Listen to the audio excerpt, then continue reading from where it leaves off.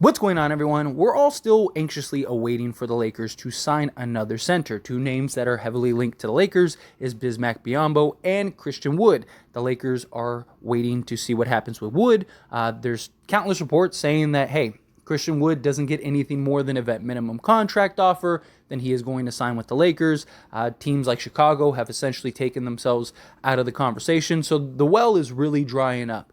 Maybe he's waiting to see like what a San Antonio does or something like that. But I think if the rumors and reports are true, very likely Christian Wood gets signed. If not, Bismack Biyombo isn't a bad backup plan. My only concern with Biz is he's undersized. He's like 6'8", but he does have like a ridiculous like 7'6" wingspan. That's why he's so effective on the defensive end. And in many ways, they are kind of opposite sides of the spectrum when it comes to NBA players, right? Christian Wood, not really great defensively, but a really solid offensive player, a 17-8 guy. Bismack Biyombo, he's a guy that is kind of gives you nothing on the offensive side, but a good, solid defensive player, a guy that can block shots. You compare next to Anthony Davis, and good luck trying to score on that. But regardless, whatever ends up happening, whether they sign either of these two guys or they don't, let's go on the assumption that they do sign one of them, right? They would still have the 15th roster spot. So what do they do with that spot? More than likely, they will bring in some type of veteran, is my guess, right? At some position, there's talks about Rudy Gay, that they are interested in bringing in and acquiring Rudy Gay. Rudy Gay does make a lot of sense, simply on the fact that the Lakers have so many young just forwards, right? And it would be nice to have a guy that could kind of mentor those guys and was in a position of success in that position as a 3-and-D style guy. It's easier to compare to a Rudy Gay if you're a player than it is a LeBron James, who's arguably the greatest player ever. But regardless, whatever ends up happening, you could also bring in another center, right? The Lakers want to play Anthony Davis more at the 4 spot, and if they do, then that would likely free up minutes at the center position.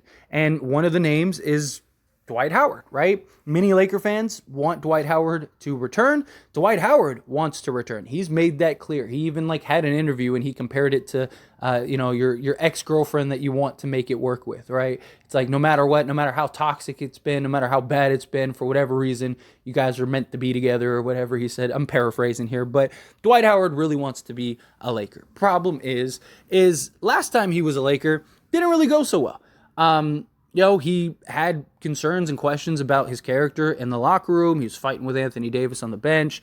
He wasn't very good that year. He was slower, just lost a lot of that athleticism. Like, he wasn't the guy that we saw in 2020. Now, a guy that would be coming in at the 15th roster spot is probably not getting a lot of playing time. But still, you'd want a guy that's going to be a good character guy, but also a guy that can come in and at any moment can play and deliver on a quality performance, right? Especially with Anthony Davis and LeBron James probably missing 20-plus games this year at least. And so there is going to be opportunity over the course of the season for a guy like a Dwight Howard. Another person that I'm a fan of is Hassan Whiteside. I like the idea of Hassan Whiteside, but many people have asked me to do a video on DeMarcus Cousins, and you ask, so you get. So, DeMarcus Cousins, right? He is an option. Now, I've thrown DeMarcus Cousins out numerous times, right? I've mentioned him on countless occasions as far as the Lakers bringing him back, but I haven't made a dedicated video on it in a long time. I even checked just to make sure it was 6 months ago or whatever. But DeMarcus Cousins, right now he is playing in Puerto Rico, and he's actually having some really good success. He's looked good. He's averaged about 25, 26 minutes per game. Now, let's start by saying Puerto Rico basketball is not the same as the NBA.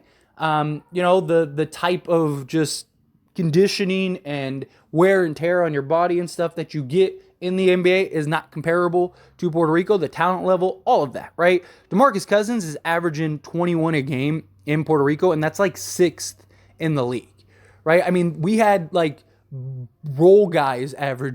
bench guys average 21 points per game. So it's just, again, it's not comparable. Being said, he does look good in Puerto Rico. He looks like he's slimmed down. He's been healthier. He's been a guy that has logged significant minutes, and he's shooting really well. He's shooting almost 60% from 2-point range. He's shooting 42% from 3-point range. Again, not the same thing as the NBA, but this is basically he's a 21 and 10 guy with about 4 assists and 1.5 blocks, 1.5 steals, and 3.2 turnovers. He's ranked 26th overall in the league. So again, this is a guy that you're not going to be asked to do a lot for the Lakers, right? This is a guy that they would want to come in, be a locker room presence, be a guy that can be a bit of an enforcer, right? Keep things in line, keep things in order. The biggest reason DeMarcus Cousins doesn't have a job, I mean, Bob Myers said it a while ago. It's been like 6-7 months now, something like that, maybe even longer. He basically told DeMarcus Cousins relayed this information, and so did he, that like, hey, teams are afraid of what you're going to do, how you're going to act, how you're going to respond. You know, he's kind of a ticking time bomb at times, right? And especially on the basketball court.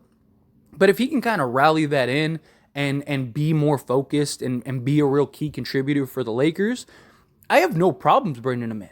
I mean, he is everything that Rob Pelinka described that he wants from a center. DeMarcus Cousins fits that seamlessly.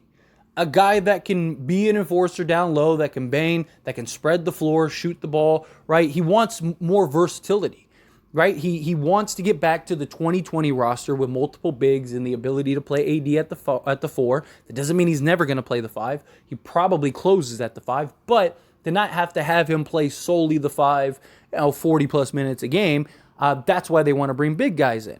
And bringing in a guy like DeMarcus Cousins that can basically score pretty much anywhere, I think would have its value. He's also a guy that could, go up against the Jokic's and the Embiids and the Steven Adams and the Valanciuniz's of the world, right? Like, that would be beneficial. 'Cause that's kind of the one thing we're lacking, right? Like, Jackson Hayes is a solid defensive big. He's actually one of the better bigs defending the pick and roll. Same thing with Anthony Davis. So you got two bigs that can basically guard smaller guys, defend in the pick and roll, block shots. But Hayes isn't really much of an offensive player outside of little dump down lobs or being in the dunker spot, right? And just being a lob threat. But you bring in a guy like DeMarcus Cousins, he brings another layer that those guys don't get. And even if you get Christian Wood, right? Like, let's say the Lakers do land Christian Wood. Christian Wood is better as a 4 or a small ball 5 in spots than he is as your starting center, to where you can let Anthony Davis play the 4, right? And yeah, you could alternate it where on defense, AD's playing the 5 and Christian Wood's playing the 4, but that's kind of against the point that Anthony Davis wants to play the 4. He doesn't want to have to bang night in and night out against these sizable centers in the league. But if you got a guy like DeMarcus Cousins, when you do go and play, Denver for a night, you could, hey, Cousins, you're in. We just need you to come in and be serviceable. You're going to get 15, 20 minutes tonight at the center spot. We're going to have you bang with Jokic. You ready? And he'd be more than happy to do that, right? We need a guy that can come in and is willing to accept whatever role is asked of him, right? A guy that's willing to come in, and some nights he plays 30 minutes, some nights he plays 0 minutes, some nights he plays 10 minutes. We need somebody that says, hey, let's come in, let's do that.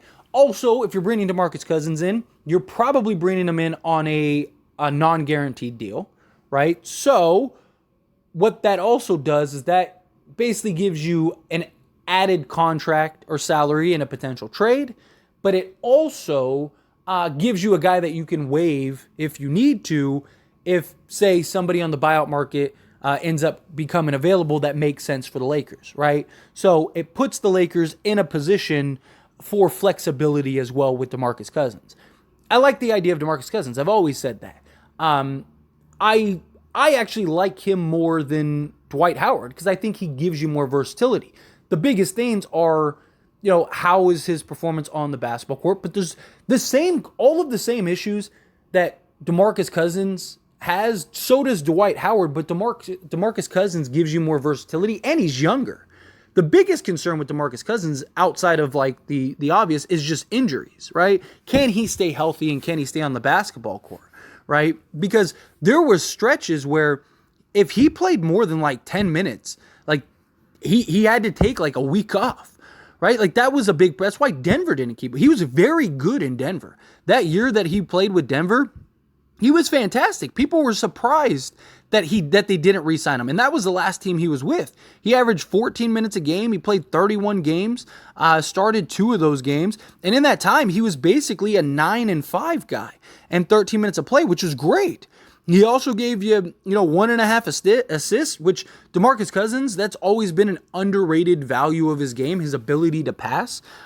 He has chemistry with Anthony Davis, right? That's another big thing, and we'll touch on that here in a minute. But again, with Denver, he was very good with Denver, and he was very good with Milwaukee too. With Milwaukee, he was a 9-6 guy, but Milwaukee ended up shipping him out because, again, issues on the basketball court, and you couldn't rely on him. But supposedly, that's why he went on this new workout regime. He worked out for the Lakers already, so Lakers at least have an idea of how he looked. And I don't think it's crazy to bring him in. Do I think the Lakers do it? Probably not, because we really could have used him last season, and the Lakers decided not to bring him in, even after working him out. I believe they worked him out twice, and they still decided not to bring him in. So, and we really needed a center last year. Not saying that we don't really need one this year, but, we have a little more size, a little more versatility in that department. But I like the idea of Cousins and his pairing with Anthony Davis because you can play them side by side.